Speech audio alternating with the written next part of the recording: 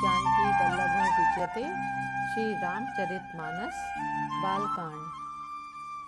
पूछन जो गुण तने तुम्हारे, पुरुष सिंह तिहुपुर उजियारे। जिनके जस प्रताप के आगे, शशि मलिन रवि शीतल लागे। पुरुषों में सिंह के समान, तीनों लोकों के प्रकाश स्वरूप आपके पुत्रों का क्या पूछना है, जिनके यश के सामने चंद्रमा मलिन और तेज के आगे सूर्य निस्तेज सा जान पड़ता है। तिन कह कहें नाथ किमि चीने, देखे रवि की दीप कर लीने। सिय स्वयंवर भूप अनेका, समिटे सुभट एक ते एका। हे नाथ, उनके विषय में आप कहते हैं कि उनको कैसे पहचाना। क्या हाथ में दीपक लेकर सूर्य को देखा जाता है। सीता जी के स्वयंवर में अनेक राजा और एक से एक बढ़कर वीर एकत्र हुए। शंभु सरासनु काहू नटारा, हारे सकल वीर बरियारा। तीन लोक में जे भट मानी, सब कहीं सकति शंभु धनु भानी। लेकिन शिव धनुष को कोई भी नहीं डिगा सका। सारे बरियार योद्धा हार गए। तीनों लोकों में जो वीरता के अभिमानी थे, शिवजी के धनुष ने सबकी शक्ति तोड़ दी। सकई उठाई सुरासर मेरु, सोहे हारी गयों फिर फेरू।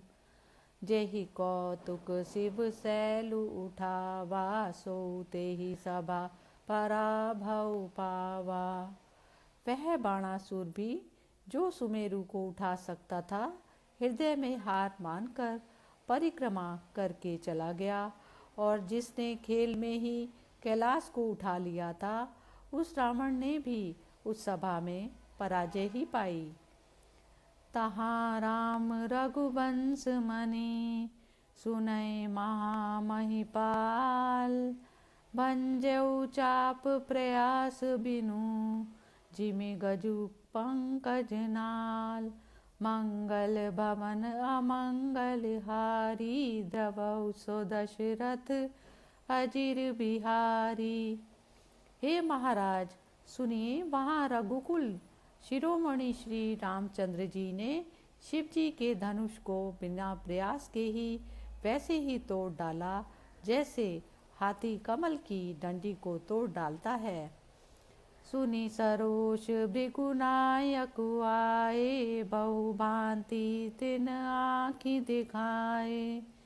देखी राम बलु निज धनु दीना, करी बहु विनय गबनु मन कीना। धनुष टूटने की बात सुनकर क्रोध भरे परशुराम जी आए और उन्होंने बहुत तरह से आंखें दिखलाई। अंत में उन्होंने भी श्री रामचंद्र जी का बल देखकर अपने आप धनुष सौंप दिया और बहुत विनती कर कर वन को गमन किया। राजन रामु अतुल बल जैसे, तेज निधान लखनु पुनि तैसे। कंपई भूप बिलोकत जाके, जिमि गज हरि किशोर के ताके। हे राजन, जैसे श्री रामचंद्र जी अतुल बल है, वैसे ही तेज निधान फिर लक्ष्मण जी भी हैं, जिनके देखने मात्र से राजा लोग ऐसे कांप उठते हैं कि जैसे हाथी सिंह के बच्चे के ताकने से कांप उठते हैं। देव देखी तब बालक दो, अब नाखी तर आवत को। दूत बचन रचना प्रिय लागी, प्रेम प्रताप वीर रस पागी। हे देव, आपके दोनों बालकों को देखकर जब आंखों के तले कोई आता ही नहीं, प्रेम प्रताप और वीर रस में सनी हुई दूतों की वचन रचना सभी लोगों को बहुत प्रिय लगी। सभा समेत राहु अनुरागे, दूतन देन निछावरी लागे। कही अनीति ते मुदहि काना, धर्म विचारी सबई सुख माना। सभा सहित राजा प्रेम मगन हो गए और दूतों को निछावर करने लगे। यह नीति विरुद्ध है ऐसा कहकर दूत अपने हाथों से कान बंद करने लगे। उनका धर्मयुक्त बर्ताव देखकर सभी ने सुख माना। तब उठी भूप वशिष्ठ कहूँ, दीन पत्रिका जाई। कथा सुनाई गुरहि सब, सादर दूत बोलाई। मंगल भवन अमंगल हारी, द्रवौ सो दशरथ अजिर बिहारी। तब राजा ने उठकर वशिष्ठ जी के पास जाकर उन्हें चिट्ठी दी और दूतों को आदर पूर्वक बुलाकर गुरु जी को सारी कथा सुना दी। सुनी मुनि बोले अति सुख पाई, पुण्य पुरुष कहूँ महि सुख छाई। जिमि सरिता सागर महु जाहि, यद्यपि ताहि कामना नाही। समाचार सुनकर और अत्यंत प्रसन्न होकर मुनि बोले, पुण्य आत्मा पुरुष के लिए सारी पृथ्वी सुखों से छाई हुई है, जैसे नदियां समुद्र में जाती हैं, यद्यपि समुद्र को नदियों की कामना नहीं रहती। तिमि सुख संपत्ति पिनहि भुलाए, धर्मशील पहि जाहि सुभाए। तुम गुरु विप्र देनु सुर सेवी, तसि पुनीत कौसल्या देवी।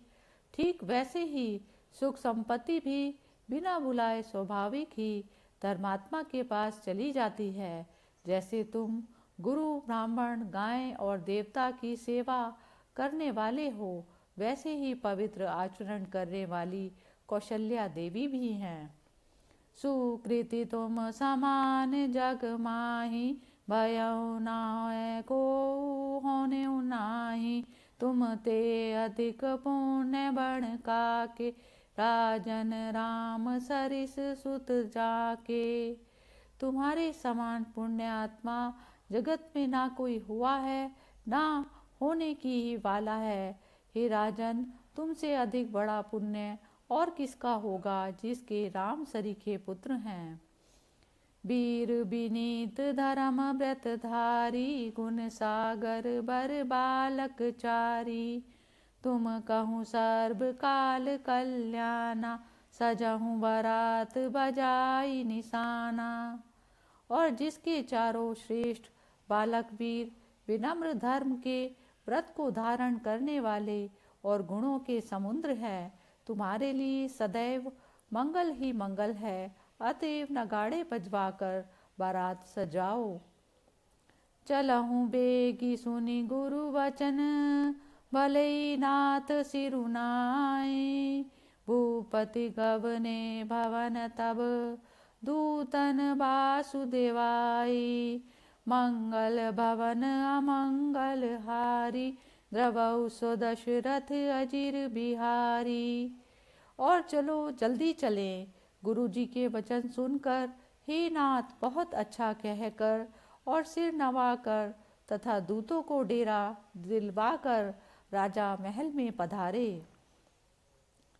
राजा सबुर निवास बोलाई, जनक पत्रिका बाची सुनाई।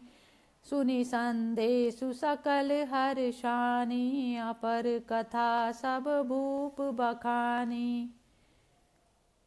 प्रेम प्रफुल्लित राजहि रानी, मनहु सिखनि दुसुनि बारिद बानी। मुदित आशीष देहि गुर नारी, अति आनंद मगन महतारी। राजा के सारे रनि निवास को बुलाकर जनक जी की चिट्ठी पढ़कर सुनाई। समाचार सुनकर सब रानियां हर्ष से भर उठी। राजा ने फिर दूसरी सब बातों का वर्णन किया। प्रेम में प्रफुल्लित रानियां ऐसे सुशोभित हो रही हैं जैसे मोरनी मेघों की गरज सुनकर होती हैं। गुरुओं की स्त्रियां प्रसन्न मन से आशीर्वाद दे रही हैं। माताएं अत्यंत आनंद विभोर हैं। लेहि परस्पर अति प्रिय पाती, हृदय लगाई जुड़ा वही छाती। राम लखन कै काय की रति करनी, बार ही बार भूप बर बरनी। उस अत्यंत प्रिय चिट्ठी को एक दूसरे से ले लेकर और हृदय से लगाकर अपनी छाती जुड़ाती हैं। राजाओं में श्रेष्ठ दशरथ जी ने श्री राम लक्ष्मण की कीर्ति और करनी का बार बार वर्णन किया। मुनि प्रसादु कही द्वार सिधाए, रानहि तब मही देव बोलाए। दिए दान आनंद समेता, चले विप्र बर आशीष देता। यह सब मुनि की कृपा से हुआ है, ऐसा कहकर वे बाहर चले आए। उधर रानियों ने ब्राह्मणों को भीतर बुलाया और आनंद पूर्वक उन्हें दान दिए। वे श्रेष्ठ ब्राह्मण आशीर्वाद देते हुए चले। जाचक लिए हकारी दीनी, निछावरी कोटि विधि। चिरुजीवहु सुतचारी, चक्रवर्ती दशरथ के। मंगल भवन अमंगल हारी, प्रभु सो दशरथ अजिर बिहारी। दीन दयाल विरद संभारी, हरऊ नाथ मम संकट भारी। फिर भिखारियों को बुलवाकर उन्हें करोड़ों प्रकार की निछावरें दी। चक्रवर्ती महाराज दशरथ के चारों पुत्र चिरंजीवी हों।